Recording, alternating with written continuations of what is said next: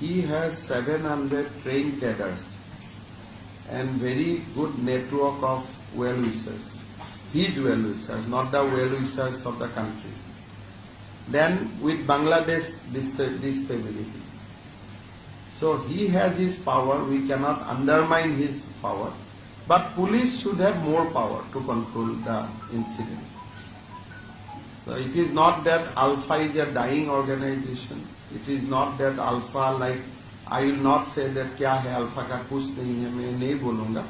Alpha का जरूर कुछ है. 700 उनका कैडर्स है, बहुत सारा वेपन्स है उनका, टेक्नोलॉजी है उनका पास, सारे कुछ है. तो इसीलिए we should not undermine our opponent.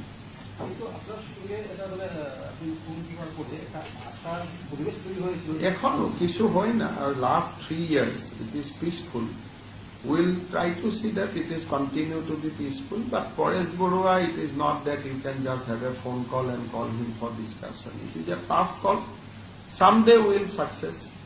Do you also express concern about this after change of government in Bangladesh, that they can have a safer place? I mean, I have not said Alpha. I said that Northeast insurgency situation might change with the Hasina government going, because Bangladesh, if a government is installed which is anti-India, then definitely we will have a problem. But let us wait and watch, because election is to be conducted. अभी तक election हुआ नहीं है. Election होने का बाद ही मालूम पड़ेगा कि कैसा सरकार वहां बना है.